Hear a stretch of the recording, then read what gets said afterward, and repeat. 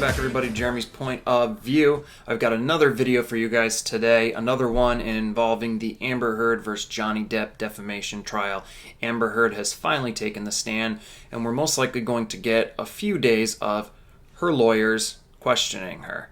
And then what I'm most interested is going to be in the cross-examination, which we are probably not going to get for a bit. I heard that there will not be, the trial will be off next week, so we may get a little bit of a break here before we finally do get to see the cross-examination with Amber.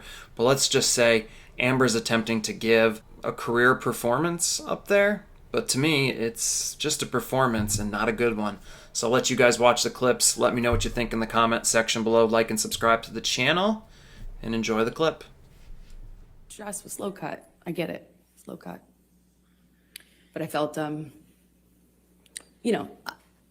felt really embarrassed and horrible that I wore that. I felt like, how could I have made that choice? Of course, he's right. You start to believe it. I started to believe that made a lot of sense, of course. But it didn't stop with that. It was clothing in general. And when I walked out of the house, it wasn't just like, hey, you're not allowed to wear that. It was like, oh, really? That's what you're wearing. No wonder you get cast in those roles. No wonder you that's what you are. That's what you're making it. And it continued. And then there would be a blow up. And at first it was just to throw something, smash some things. It loves to smash up a place, an apartment, furniture is what it started with. Glass, threw glass at me, and I remember it was summer. Picked up the back of my robe with his boot, and I kind of turned around and laughed, giggled. I didn't know what to make of it at the time, and I just kind of giggled and batted it away playfully, and he kind of playfully pushed me down on this bed sofa that was in his trailer, just playful and flirtatious, and he said, yum, and he kind of lifted up his eyebrows like that, and I just giggled, laughed it off, kind of batted him away, and moved on, went back to set. And were you in a relationship at that time? It was always intense. It didn't become intense. It almost started that way. When I was with him, I felt that electricity in my body. I felt like butterflies. I couldn't see straight practically. It was just, I was head over heels in love. And he felt like that to me. He felt like he was also in love. I didn't feel like he was faking it. I felt like what we had, it felt like to me at the time, there wasn't any love like that. And then he started to kind of do this thing again where he'd disappear and he'd come back. And I remember when he first started drinking, I didn't really think much of it, but all of a sudden the behavior kind of started to go in line with the disappearing, and he'd come back and he'd just be different. And I'd say something and he'd accuse me of saying something else or saying it in a different way, or he would, it was mostly my clothing at the time and me working. That was the main thing. I found myself trying to not talk about auditions because it would change the mood so dramatically. I tried to, he would make these comments about, myself out, but do so in the context of me acting, and he would talk about other actresses who do my role in this way where they were worthless whores, that they were fame hungry, expletive, just this. The point is, it felt really dirty to be an actor. Never mind that he was one. It was dirty that I wanted to do this job that I wanted to do, and I was doing the job of an actress. It was everything every time I was walking out of the house, he would ask me, "That's really what you're wearing, kid?" "Oh, I see." I wore a dress to an event once, and I felt beautiful in it. Like, stupid as that sounds, I felt pretty in this dress I picked out, and I showed it him because it's a carpet, it's red carpet, so it's like, publicized, and I kind of thought it was weird. He wasn't saying anything about it. I left him to go do this red carpet, and I was like, did you see the event I went to? Basically, I felt pretty, and I thought, like, did you see that? I wanted him to say something about that, I guess. And he said, this is after he stopped talking to me for some time, didn't tell me why. When he came back in my life, he wouldn't explain why he was acting different. He just kind of acted mad at me, didn't know what I had done wrong. And when I brought up the dress and the event, because it was an event to support a charity I was really involved with at the time, and I said, did you see that thing? And he said, yeah, I think the whole world saw that kid. That's how they'll remember you. That's how the world will remember you. And I was like, oh, come on. I mean, it's like, but I felt good in it. I felt good. And he said, yeah, kid, that's what you're putting out there in the world. No one will ever forget that. And that's all they'll see you as. That's what you wanted. That's what you were going for. My dress was low cut. I get it. I felt really embarrassed and horrible that I wore that. I felt like, how could I have made that choice? Of course, he's right. You start to believe it. I started to believe that made a lot of sense, of course. But it didn't stop with that. It was clothing in general. And when I walked out of the house, it wasn't just like, hey, you're not allowed to wear that. It was like, oh, really? That's what you're wearing. No wonder you get cast in those roles. No wonder you that's what you are. That's what you're making it. And it continued. And then there would be a blow up. And at first it was just to throw something, smash some things. He loves to smash up a place, an apartment, furniture. That's what it started with. Glass. Threw glass at me, and I remember it was summer, and he just threw this glass across the kitchen, and it didn't hit me, but it shattered behind me, and I remember thinking that it very easily could have hit me. And that, calling me a whore, it didn't start with using the whore word. It was just comments until it would escalate. And then I started to notice the pattern of escalation where he'd throw glass or turn over a table. Then he would hit the wall, and then he'd hit the wall really close to my head. Like when I'm standing there, just hit the wall, screaming at me. Then he would disappear and get clean and sober, and he'd come back and tell me that he was done drinking, he was over it, he was done, cleaned himself up, he had done it before, and he'd do it again. And then he would go back to this wonderful, almost just unreal, but real, but unbelievably nice, sensitive, kind, warm, generous, interesting, funny man that I loved. And he would make me feel so loved, I would feel so distant from that thing that was so scary that I would not even recognize it too. And that was how, our relationship kind of started to develop in that first year. Do you remember the first time that he physically hit you? Yes. Please tell the jury about it.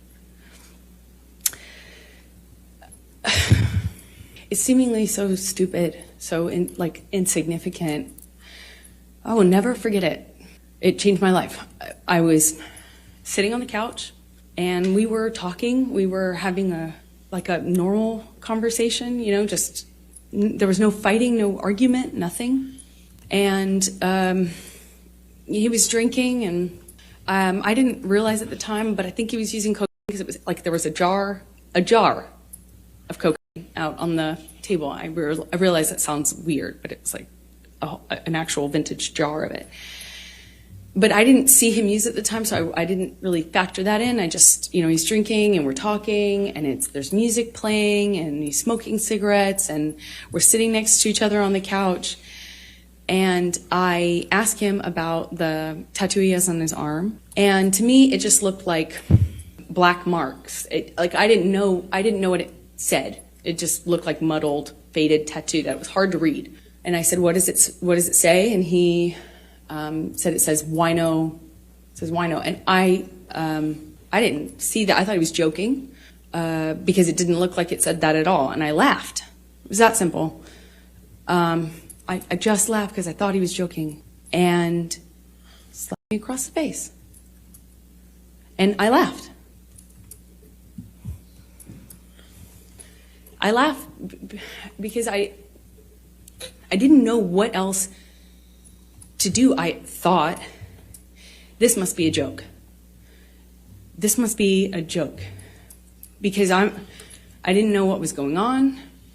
I just stared at him, kind of laughing still, thinking that he was going to start laughing too to tell me it was a joke.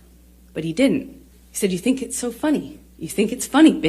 Like, it was clear it wasn't a joke anymore. And I stopped laughing, but I didn't know what else to do. I didn't know what to do. You would think you would have a response, but I, as a woman, had never been hit like that. I'm an adult, and I'm sitting next to the man I love, and he slapped me for no reason, it seemed like, and I missed the point. It was that stupid. Second slap, I know he's not kidding, but I don't know what else to say or do, so I just stared at him. I didn't say anything. I didn't react. I didn't move or freak out or defend myself or say, "What are you doing? You're crazy." I just stared at him because I didn't know what else to do. And he slapped me one more time. Hard. I lose my balance. At this point, we're sitting next to each other on the edge of the couch, or I was on the edge of the couch. And I'm all of a sudden realizing that the worst thing has just happened to me that could possibly happen to you. I realized that I wish so much he had said he was joking, because it didn't hurt. It didn't physically hurt me. I was just sitting there on this carpet, looking at the dirty carpet, wondering how I wound up on this carpet and why I never noticed that the carpet was so filthy before, and I just didn't know what else to do. I didn't know what to say. I didn't know how to react. I just sat there thinking, how much time do I have till I figure out what I need to do? Because, God, did he just hit me? No, I didn't want to leave him. I didn't want this to be the reality. I didn't want to have the man I was in love with. I know you don't come back from that. You know, I'm not dumb. I know you can't hit a woman.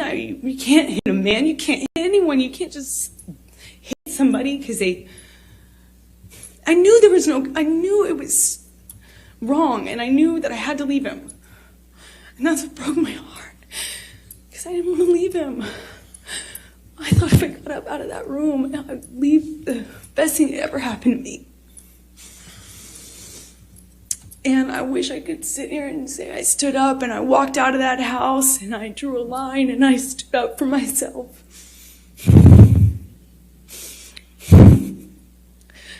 But I was just looking at the dirty carpet, trying to will myself to get up, to walk out of the door, because I knew I needed to. And I really slowly, I stood up, and I remember looking at him in the eye and just looking at him, frankly, because I didn't know what else to do. And before I know it, he starts crying. And, you know, like, I had never seen an adult man cry. I didn't even really see my dad cry at my grandma's funeral. You know, it's weird. And he's crying. Tears, just falling out of his eyes. He gets down on his knees and he grabs my hands and he's touching my hands and he's saying to me, "I will never do that again. I'm so sorry, baby. I put the fire away. I thought I killed it and it's done. I thought I put the monster away and I've done it before. It's done." But on his knees. And I didn't have words. I didn't know what to say. I just remember thinking that it was just, he was crying. He seemed so sorry, but I knew I couldn't just forgive him because right? That means it will happen again, no? You know, like I've seen the health class videos. And I got up in my car. I walked to the car. I didn't say anything. I made a point to not say, "Oh, it's okay," or anything like that. I just didn't say anything. I went to the car, I sat in my car, and I felt like I sat there forever. I didn't want to turn the key. I just leaned my head up against the window, and I remember just seeing my breath on the windshield, you know, on the glass of the window of the door, just seeing my breath and trying to will myself to have the strength to know what I should do in this moment, because I was heartbroken. And I sat there for a long time, and I eventually turned the key and drove home.